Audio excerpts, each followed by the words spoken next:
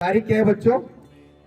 15 फरवरी 2024 राजकीय उच्च माध्यमिक विद्यालय ईश्वर नगर में प्रार्थना सभा के साथ ही हम सूर्य नमस्कार, जो कि एक विशेष महोत्सव ही है हमारे लिए, तो इस कार्यक्रम में आज के हमारे मुख्य अतिथि आदरणीय सत्तार जी भाई साहब, उनका जोरदार ताली स्वागत सम्मान करें। और विनम्र निवेदन है उनको कि वे माँ सरस्वती के समक्ष दीप प्रज्वलन कर अगरबत्ती जलाकर दोनों यहाँ आप आ जाइए। आदरणीय सत्तार जी भाई साहब हमारे सीबीओ कार्यालय में हैं और मैं व्यक्तिगत रूप से पिछले जब मैं एलडीसी हुआ करता था तब से ही भाई साहब को जानता हूँ। उनका बहुत अच्छा स्वभाव है, काफी कोऑपरेट करते हैं। एक बार जोरदार तालियां पुनः सत्तार जी सर के लिए। और सारा जो भी हम देखते हैं मंच के पीछे की जो भी व्यवस्था है सब हम तो सिर्फ पढ़ाते, बाकी बहुत सारे काम ऐसे भी होते हैं जो कार्यालय के रूप में किए जाते हैं, वो उनके द्वारा ही संपादित किए जाते हैं। कल मैंने बताया भी था आपको कि हमने हमारा जो प्रथम नेत्र है वो कौन सा नेत्र है? सूर्य। और सूर्य वेदों में 12 सूर्य बताए जाते हैं और आपको सभी को पिछले 10 दिनों से हमारी जो विजय लक्ष्मी शर्मा मैम है, जो शारीरिक शिक्षिका है, वे आपको सिखा भी रही थी। आज उसका क्रियान्वयन बढ़िया अच्छी तरीके से होना चाहिए। तो पहला जो आसन होता है वह होता है प्रणाम आसन। प्रणाम आसन के लिए हम मंत्र बोलते हैं ओम मित्राय नमः। उसके बाद जो दूसरा आसन होगा उसको बोलेंगे हस्त उत्थान आसन। हस्त उत्थान में संस्कृत के शब्दों का ज्यादा प्रयोग है, हाथ को उठाना है। आपको सीरियल पता ही होगा। उसके लिए मंत्र है ओम रवये नमः। सभी के सभी पर्यायवाची हैं और जैसा कि आप कक्षा 10 जानते हो नमः के योग में कौन सी विभक्ति आती है? चतुर्थी। तो रवि का रवये, ओम रवये नमः। इसके बाद तीसरा जो आसन कहलाएगा वह है हस्तपाद आसन। ओम सूर्याय नमः के साथ वो शुरू होता है। चौथा है अश्व संचालन आसन, जो कि ओम भानवे नमः के मंत्र के साथ प्रारंभ होगा। पांचवा है दंडासन, ओम खगाय नमः। छठा है अष्टांग आसन, जिसमें शरीर के 8 अंग। आपने सुना होगा जब हम ईश्वर को प्रणाम करते हैं तो बोलते हैं मैं साष्टांग दंडवत प्रणाम करता हूँ, यानी कि हमारे शरीर के 8 अंग भूमि के साथ स्पर्श करते हैं। इसके बाद आएगा आपका भुजंग आसन, जो कि ओम हिरण्य गर्भाय नमः के साथ प्रारंभ होगा। इसके बाद हमारा पर्वतासन, जो कि 8वां जो मंत्र रहेगा ओम मरीचये नमः के साथ शुरू होगा। और उसके बाद जो नवा आसन है वो वापस अश्व संचालन आसन, जिसका मंत्र रहेगा ओम आदित्याय नमः। इसके बाद हस्तपाद आसन का ओम सवित्रे नमः 10वां। 11वां मंत्र रहेगा आपका हस्त उत्थान आसन में ओम नमः अर्काय नमः। और एक अंतिम है ताड़ासन, जो कि रहेगा ओम भास्कराय नमः। यानी हम प्रारंभ करेंगे ओम मित्राय नमः के साथ। तो सभी सावधान स्थिति में खड़े मेल करें। एक बार पुनः 12 आसनों से युक्त 12 मंत्रों वाला ये सूर्य नमस्कार पुनः प्रारंभ करेंगे। शुरू करते हैं।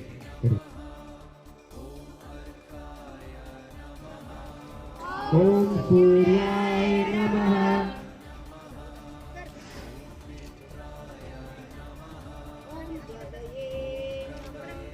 ओम रवये नमः।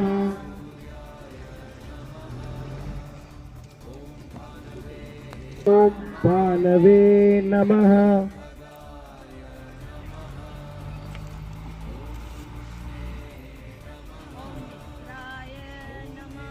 ओम मित्राय नमः। ओम खगाय नमः।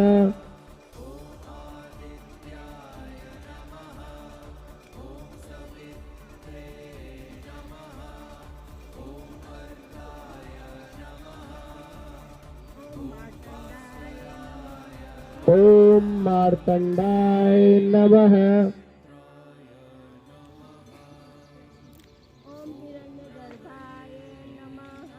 ओम मरीचये नमः।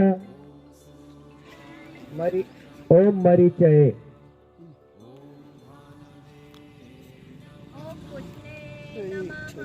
ओम पुष्णे नमः। ओम अर्काय नमः। अर्काय नमः। ओम भास्कराय नमः। ओम भास्कराय नमः। ओम सवित्रे नमः। ओम सवित्रे नमः। ओम रवये नमः। ओम सूर्याय नमः। ओम भानवे नमः।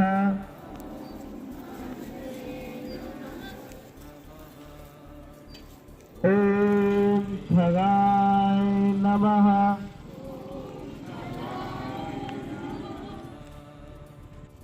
नमस्कार का बहुत महत्व होता है और नमस्कार हमेशा करना चाहिए। जब भी आप शिष्यगण यहाँ पर आते हैं तो अपने गुरुजनों को प्रणाम जरूर करना चाहिए। इसी महिमा का बखान करने के लिए ही सूर्य नमस्कार किया जा रहा है कि हमें नमस्कार करना चाहिए। नमस्कार से अनेक लाभ होते हैं। एक दृष्टांत बताना चाहूंगा। एक जगह एक व्यक्ति बैराज, सुनाओ आपने कोटा बैराज। कोटा बैराज में अगर किसी को पता हो तो कोटा बैराज में नीचे करीबन 40-50 फुट नीचे काम चलता है विद्युत लाइट बनाने का। तो उसमें कोई इंजीनियर साहब काम कर रहे थे और काम करते थे तो प्रतिदिन अपना काम करने जाया करते थे। तो सभी गार्ड साहब भी थे, उनको भी नमस्ते करते थे और प्रतिदिन का ही काम था। एक दिन क्या हुआ, किसी कारणवश लाइट वाइट की कोई अव्यवस्था हुई, कुछ हुआ तो सभी उन्होंने सायरन नहीं सुन पाए और वो उस काम में लगे रहे। सायरन नहीं सुन पाए तो वो बाहर नहीं आ पाए, लिफ्ट जैसे भी ऊपर आना था। अब सभी धीरे धीरे करते करते सारे कर्मचारी चले गए। सारे कर्मचारी जब चले गए तो जब उनको काम खत्म हुआ तो अरे सारे तो चले गए और गेट के लॉक लग चुका है, अब मैं ऊपर कैसे जाऊंगा। बहुत दुखी मन से कहा कि आज पूरी रात मुझे इस यही गुजारनी पड़ेगी, न खाना मिलेगा न कुछ मिलेगा। और फोन में भी कोई टावर नहीं आ रहे थे तो बात नहीं कर पा रहे थे क्योंकि कहीं नीचे थे, 30-40-50 फुट नीचे। तो ये दुखी मन से विचार ही कर रहे थे। उसी समय एक आवाज आई, जो भी उनका नाम था, कि भाई महोदय आप कहाँ हो।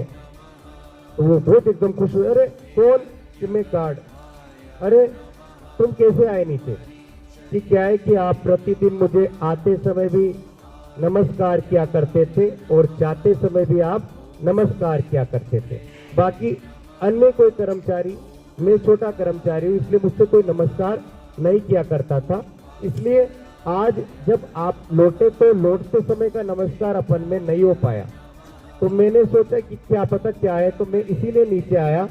और उनके आंखों में मतलब आंसू आ गए कि अरे, तो आप समझ गए ना कि एक नमस्कार से कितना लाभ मिलता है। यदि कोई बच्चा प्रतिदिन किसी बड़े से, मान लो अर्जुन से ही प्रतिदिन नमस्ते करता है, अनजान बच्चा, गांव में गए अर्जुन भैया नमस्ते, दूसरे दिन कभी मिले अर्जुन भैया नमस्ते, फिर 5 दिन मिले अर्जुन भैया नमस्ते। एक दिन अर्जुन भैया पूछ लेंगे यार तुम्हारा नाम क्या है, भाई मेरा नाम राम है, कि अच्छा, फिर अर्जुन भैया नमस्ते। ऐसे करते करते 2 महीने गुजर जाए और एक दिन उस बच्चा रोड पे आ रहा है और उससे लग गई और अर्जुन भैया जल्दी से स्कूल आने में थे और साइकिल लेके आ रहे थे तो, और उस बच्चे के लग गए, गिर के रो रहा था। अब मुझे बस इतना सा बताओ अर्जुन भैया क्या करें, क्या करेंगे। अर्जुन भैया उस बच्चे को उठाएंगे, कहाँ रहते हो तुम, साइकिल में बिठा के घर छोड़ेंगे, उसके चोट का भैया है। ऐसा अर्जुन भैया ने क्यों किया, क्यों किया। एक अनजान के लिए तो नहीं करते ना, वो शायद नहीं करते। आजकल तो वो जमाना है जिसमें व्यक्ति परेशान होता रहता है, दूसरा वीडियो बनाता है, मगर वो नमस्कार करने से उसने अपना प्रेम कमा लिया और वो उसका इलाज के लिए वो घर पे ले गए। तो ये है नमस्कार की महिमा, प्रणाम की महिमा। और कि आपको बुद्धिमान पुत्र चाहिए या अनपढ़ 100 वर्ष का पुत्र चाहिए। बुद्धिमान तो 16 वर्ष तक ही जीवित रहेगा और मूर्ख पूरा 100 वर्ष जिएगा। तो उनके पिता ने कहा कि मेरे को तो 16 वर्ष वाला बुद्धिमान बेटा चाहिए। तो ठीक है, माँ बाप ने उसको बचपन से सिखा दिया, सबको आते प्रणाम कर, नमस्ते कर। वो सबको नमस्ते प्रणाम किया करते थे। एक दिन एक सन्यासी आए और उन्होंने कहा, उनको प्रणाम किया, उन्होंने कहा दीर्घायु भव। पिता ने कहा कि महाराज क्या आशीर्वाद दे दिया, ये तो कम आयु वाला है, इसे तो 16 वर्ष में इसका जीवन समाप्त हो जाएगा। जब तो मैंने दे दिया। और वो संत भी बहुत ऊंचे संत थे, तो उन्होंने, भगवान ने भी सोचा कि भाई ठीक है।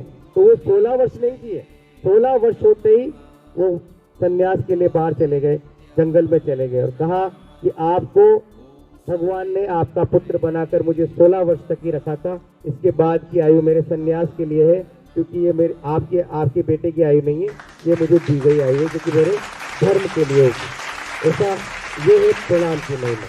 इसी क्रम में मैं हमारे आदरणीय सर प्रेमशंकर जी मीणा जी से निवेदन करूंगा कि वे भी आज आपको सूर्य नमस्कार के बारे में बताएंगे। जैसा कि आप सबको पता है, कल सूर्य सप्तमी है और उसके एक दिन पूर्व आज 15 तारीख को राजस्थान सरकार के दिशा निर्देश के अनुसार हम सूर्य नमस्कार का ये कार्यक्रम आज पूरे राजस्थान के सभी विद्यालयों में एक ही समय पर हो रहा है। और शिक्षा विभाग के अलावा और भी डिपार्टमेंट जो इसमें रुचि ले रहे हैं उसमें भी ये कार्यक्रम हो रहा है। तो हमने भी ये कार्यक्रम किया। हमारी विसी थी 13 तारीख को, उसमें जो मुख्य सचिव साहब और डायरेक्टर साहब उन्होंने भी यही बताया था कि ये जो सूर्य नमस्कार का जो विद्यालयों में जो ये कार्यक्रम है, ये बच्चों के स्वास्थ्य से जुड़ा हुआ कार्यक्रम है और ये अभ्यास का कार्यक्रम है। ये बिना अभ्यास के नहीं होता। एक दिन एक किसी ने नहीं किया और हम उससे कहे कि सूर्य नमस्कार करो तो नहीं होगा।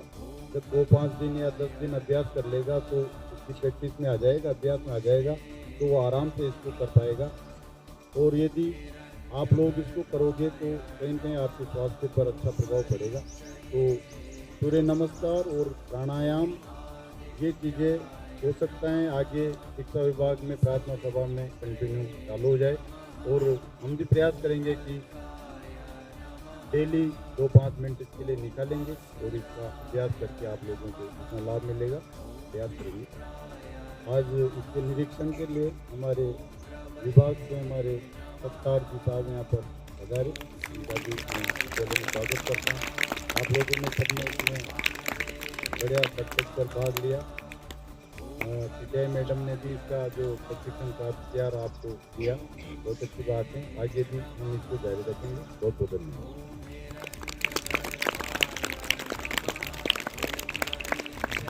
तो आज 15 फरवरी 2024 और 10:30 से 11 बजे के बीच में हमने क्या किया? आज सूर्य नमस्कार। इसमें कितने आसन थे? 12। मंत्र कितने थे? 12।